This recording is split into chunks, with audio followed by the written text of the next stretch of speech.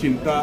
काही नाही चिंता. गेल्या वर्षी जे काही मतदान झालं होतं लोकसभेला त्याच्यापेक्षा थोडंसं जास्तच आहे मतदान गेल्या वर्षीच्या तुलनेत. बारामती लोकसभा मतदारसंघाची तुलना करता आणि इंदापूर बारामतीमध्ये चांगलं झालं. जवळपास थोडं कमी बारामती 70% झालं. इंदापूरमध्ये 67.67% झालं. आता इथले उमेदवार जे आहेत ते अमोल कोल्हे वारंवार या ठिकाणी आव्हान देत आहेत शिवाजीदादांना.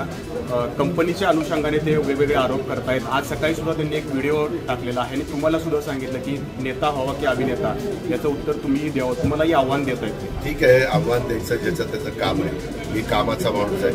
मला कोणी आव्हान दिलं तर मी त्याला फार महत्त्व देत नाही. मी माझं काम चालू ठेवतो. जो आव्हान मला देतो त्याला खासदारकीचं तिकीट मीच दिलं, निवडून मीच आणलेलं आहे. ठीक आहे, दिवस बदलत असतात. त्यांना जे काही करायचं ते करू द्या. आम्हाला जे सांगायचं ते मी सांगेन. 5 वर्षामध्ये त्यांनी कुठलाही जनसंपर्क ठेवलेला नव्हता. त्यांना उलट मागच्याच 5 वर्षात ते राजीनामा देणार होते. खाजगी जरा त्यांना विचारा, तुम्ही असं काय राजीनामा देणार होता का? पण असा काही चमत्कार घडला की लगेच आता पुन्हा एकदम त्यांना पुन्हा उभं राहून काम करावंसं वाटायला लागलं. उलट मला म्हणले मी सेलिब्रिटी आहे, मी अभिनेता आहे, मी कलाकार आहे.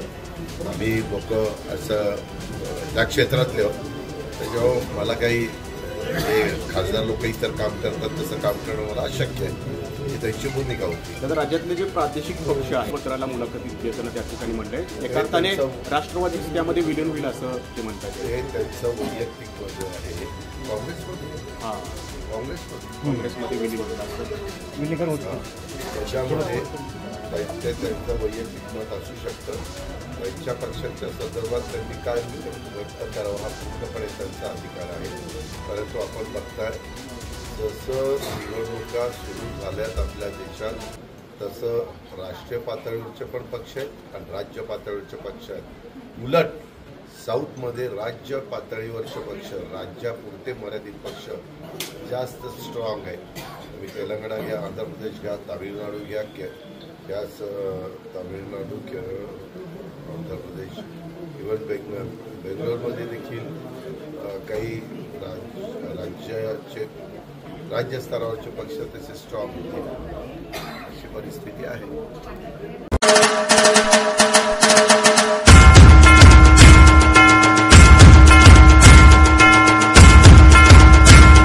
लग्न समारंभ असो वाढदिवसाची पार्टी व इतरही शुभ कार्यासाठी बुलढाणा शहरापासून अवघ्या 1 किलोमीटरच्या अंतरावर निवांत हॉलिडेज आपल्यासाठी सज्ज झाला आहे.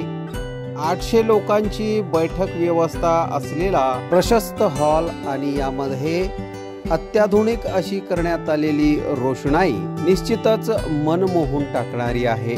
70 बाय 70चा हॉल आणि त्यासमोरच लागून असलेली 17 बाय 27 ची प्रशस्त अशी गॅलरी. प्रशस्त अशा इमारतीमध्ये 10 बाय 15 व 10 बाय 20च्या अशा AC लक्झरी रूम्स, निसर्गरम्य वातावरणात 2 ते 2.5 हजार लोकांसाठी पुरेल असा ग्रीन लॉन. अजिंठा रोडवरील निवांत हॉलिडेजला एक वेळ अवश्य भेट द्या. संपर्क संतोष पाटील 98 22 51 51 35 वर संपर्क करा.